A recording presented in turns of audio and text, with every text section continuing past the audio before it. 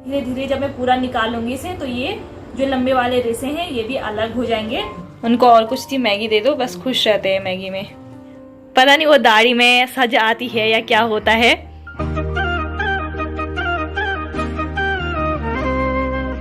Good morning दोस्तों, सबसे पहले आप सभी को मेरा प्यार भरा प्रणाम। मैं शोभा रावत नए दिन के साथ नई शुरुआत के साथ आप सभी का अपने नए ब्लॉग उत्तराखंडी शोभा ब्लॉग में स्वागत करती हूँ। ब्लॉग की शुरुआत आज मैं लगभग 11:30 के आसपास कर रही हूँ। अभी मैं वानू के लिए खिचड़ी बना रही हूँ और आज बना रही हूँ मैं वानू के लिए झंगोरे की खिचड़ी। काफी टाइम से सोच रही थी कि झंगोरे की खिचड़ी बनाऊं, पर वही होता है कि झंगोरा झंगोरा बोलते बोलते भिगोने भूल जाती हूँ। लेकिन आज थोड़ा मेरे पास टाइम था तो मैंने सुबह ही ना झंगोरा भिगोने के लिए डाल दिया था। अभी वानू सो की है तो मेरे ऑलमोस्ट सारे काम निपट गए थे, तो मैंने सोचा जब तक वानू सो की है तब तक मैं खिचड़ी तैयार कर लेती हूँ। उसके बाद ही मैं वानू को नहलाऊंगी। एक्चुअली ना मैंने वानू पे मालिश करी और मालिश करने के तुरंत बाद ही वानू सोने के लिए रोने लग गई थी, तो मैंने उसे सुला दिया था।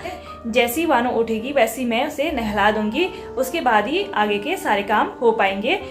एक माँ के लिए सबसे इम्पोर्टेंट अपना बच्चा होता है, तो वही होता है जब तक बच्चे के सारे काम नहीं निपटे, मालिश नहीं हुई, नहलाया धुलाया नहीं, तब तक आराम नहीं मिलता है। तब तक ये रहता है कि बहुत सारे काम हैं। जब तक वानू सूर की है तब तक हम पहाड़ों का हालचाल जान लेते हैं। पहाड़ों में आज किस तरीके का मौसम हो रखा है।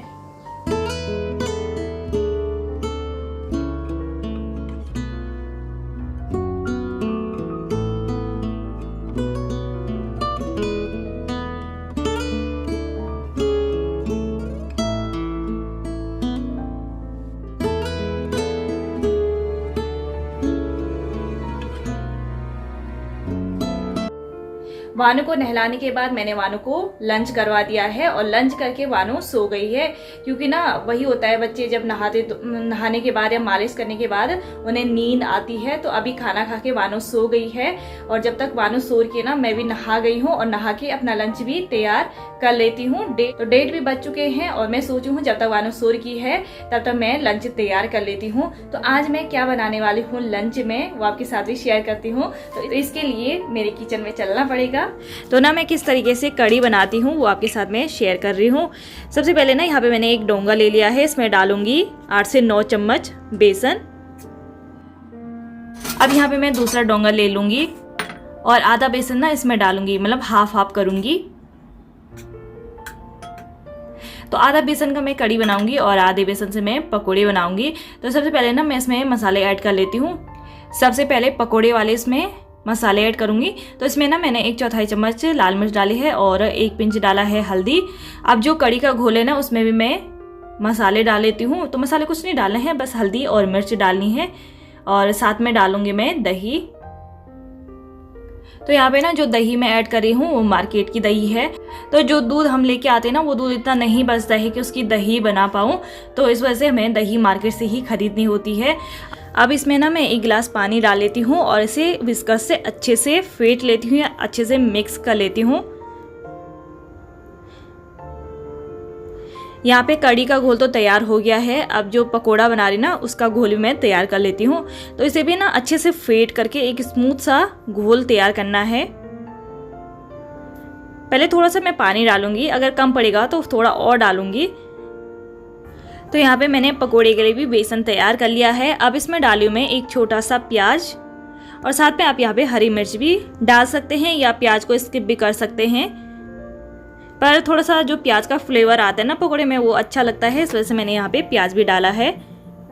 अब 3 से 4 चम्मच यहाँ पे मैंने रिफाइंड ऑयल डाल लिया है। ऑयल गर्म हो गया है तो इसमें मैं पकोड़े तल लेती हूँ। बिल्कुल छोटे छोटे पकोड़े बनाने हैं। तो यहाँ पे मेरे एक बारी में सारे पकोड़े कढ़ाई में आ गए थे। अच्छे से फ्राई करने के बाद अब इन्हें निकालूंगी और थोड़ा सा तेल कम करने के बाद अब इसमें डाल लिया है मैंने कुछ मेथी के दाने, कुछ साबुत धनिया के दाने और साथ में डाला है 1 पिंच हींग, 2 से 3 कटी हुई हरी मिर्च और इसके बाद डालूंगी तैयार किया हुआ बेसन का घोल। एक बार इसे अच्छे से चलाऊंगी। गैस का फ्लेम मैं हाई कर लेती हूँ। कढ़ी में एक उबाल आने के बाद मैंने आंच कम कर दी है और कढ़ी को हम जितना कम आंच में पकाएंगे, जितना कम फ्लेम पे पकाएंगे ना, कढ़ी उतनी ही टेस्टी बनती है। तो यहाँ पे एक उबाल आने के बाद मैंने गैस को ना कम कर लिया है और दूसरी साइड ना मैंने चावल भी चढ़ा दिया है। जब तक कड़ी बन के तैयार होगी तब तक हमारे चावल भी तैयार हो जाएंगे।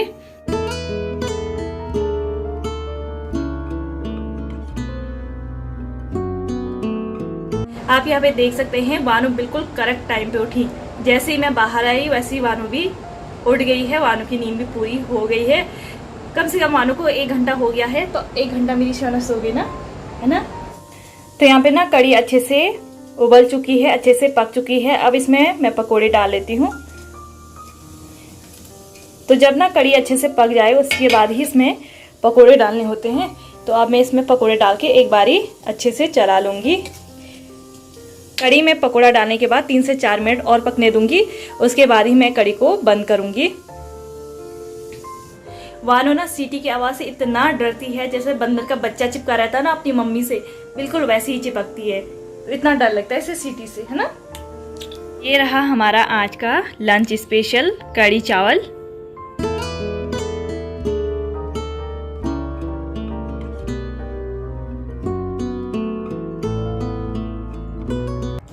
अभी आ गई हूँ मैं अपने वर्क स्टेशन पे, जहाँ पे मैं अपने DIY हो गए, क्राफ्ट का काम हो गया, सिलाई बुनाई का काम करती हूँ। तो अभी उस वाले कमरे में आ गई हूँ, मतलब कि मैं अपने बाहर वाले कमरे में आ गई हूँ, जहाँ पे बाहर की रोशनी भी रहती है, सनलाइट की रोशनी भी आती है और थोड़ा सा लाइट जलाने के बाद वीडियो और ज्यादा साफ आती है। अंदर के कमरे में आप देखते होंगे मेरी वीडियो हल्की सी धुंधली रहती है या अंधेरा रहता है, क्योंकि वहाँ पे ना सनलाइट नहीं पहुँच पाती है। बाहर की जो रोशनी होती ना वो वहां तक नहीं पहुंच पाती है, और लाइट भी जलाओ ना उसके बाद भी हल्का सा अंधेरा रहता है, क्योंकि जो बाहर की रोशनी होती है ना उससे काफी असर पड़ता है। तो आप यहाँ पे देख सकते हैं हमेशा की तरह मेरी बेटी मुझे काम नहीं करने दे रही है, परेशान कर रही है। कभी ना मैं उसे बिजी करवा रही हूँ, कभी कोई खिलौना दे रही हूँ, कभी कुछ सामान पकड़ा रही ना कि थोड़ा सा ये बिजी रहे और मैं अपना काम कर सकूं। लेकिन फिर भागते भागते कभी स्टैंड पे चली जा रही है, कभी फोन फेंक दे रही है, कभी स्टैंड खींच दे रही है। तो वही होता है, बहुत ज्यादा डिफिकल्ट हो जाता है। तो ये चीजें तो होती रहती है, हमेशा की प्रॉब्लम है। जब तक बच्चा बड़ा नहीं हुआ तब तक ये प्रॉब्लम चलती रहेगी। तो आज मैं इस बोरी से बहुत ही ब्यूटीफुल सा DIY बनाने वाली हूँ। तो हम सोचते हैं ना, जो ये पुराने कट्टे होते हैं, पुरानी बोरियां होती है ना, हम सोचते हैं कि ये किसी भी काम की नहीं है। हमें तो उसे बिछाने का काम करते हैं, या तो सामान रख देते हैं, भूसा वगैरह रख देते हैं, तो बस इसी का काम करते हैं। हम सोचते हैं बस यही काम के लिए है ये। पर आज मैं जो बोरी है ना, इसका बहुत ही ब्यूटीफुल सा DIY बनाने वाली हूँ। क्या बनाने वाली हूँ, कैसे बनाने वाली हूँ, ये आपको आगे पता चल ही जाएगा। तो यहाँ पे मेरे पास है एक पुरानी बोरी। अब मैंने क्या करा है, मैंने बोरी को 2 भागों में डिवाइड कर लिया है। तो ये अलग अलग हो गए हैं। अब अलग अलग करने के बाद आप देख लोगे बोरी को ना बारीक बारीक रेसों से बुना गया है। और जो ये रेसे हैं जो जिससे ये बुना गया है ना, इन धागों को हम अलग अलग करेंगे, इस रेसे को अलग अलग कर लेंगे। तो मैंने ना यहाँ पे जो एक हिस्सा है उसे इस तरीके से निकाल रखा है। कुछ लंबे में बुना गया है और कुछ सीधे में है। तो चौड़े साइड वाला था ना, वो रेसे तो निकाल लिए हैं। अब ये धीरे धीरे जब मैं पूरा निकाल लूंगी इसे, तो ये जो लंबे वाले रेसे हैं ये भी अलग हो जाएंगे। बोरी से धागा अलग करने के बाद कुछ इस तरीके के हमारे पास धागे मिल जाएंगे। तो कुछ इस तरीके से हमारे पास धागे आ गए हैं। धागा है ना, धागे का एक सिरा इस तरीके से लेना है और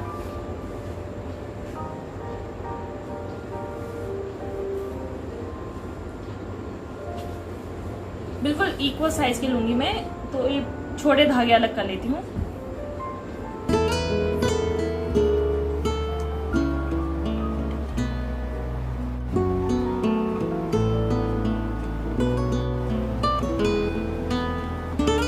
तो अब यहाँ पे मैंने 6 से 7 धागे ले लिए हैं। और जो ये धागों का सिरा है ना, इसको मैं इस तरीके से बांध लूंगी। जो धागों का सिरा है उस पे मैंने एक गांठ लगा ली है। गांठ लगाने के बाद अब जैसे हम चोटी बांधते हैं, चोटी बनाते हैं, बिल्कुल वैसे ही इसे बुनना है। उसी तरीके से मैं ये धागा बुन के तैयार करूंगी।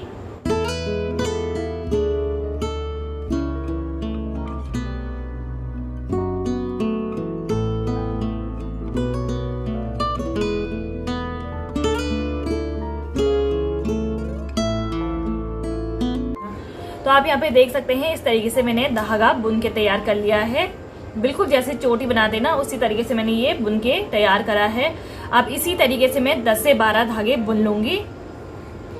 अभी शाम के 5 बज गए हैं और मैं बना रही हूँ आटा मैगी, जो कि मेरे हस्बैंड की फेवरेट है। कुछ ना दो, बस मैगी दे दो ना, वो उसी में खुश रहते हैं। और वानो हमेशा अपने पापा के मुंह पे ऐसी चिपकी रहती है, जब भी देखोगे बिल्कुल ऐसी रहती है।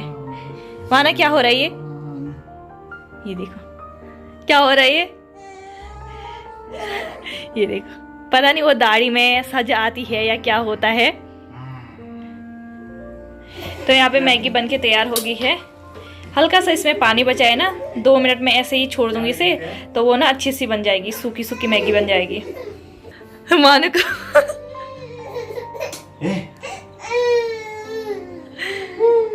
क्या क्या यहाँ पे मेरा डिनर भी तैयार हो गया है। दिन के कड़ी चावल बचे हुए हैं, साथ में मैंने मंडवे की रोटी बना रखी है। कड़ी को मैंने गरम कर लिया है, थोड़ा सा इस पर छौंका लगा लिया है। और जो चावल बचे हुए थे ना, उसको भी मैंने घी में जीरा का तड़का लगा के भून लिया है। और साथ में बना के मैंने बहुत ही मज़ेदार करेले की सब्जी। करेले की सब्जी ना मैंने बिल्कुल दूसरे तरीके से बना रखी है। ये बहुत ही टेस्टी, जैसे पकोड़े होते ना, बिल्कुल वैसे ही टेस्टी लगते हैं। यहाँ पे मेरे हस्बैंड को ना किसी ने घर के आम दिए थे, कुछ तो हमने खा लिए हैं और 2 बचे हुए, तो इनका आनंद मैं थोड़ी देर में लूंगी।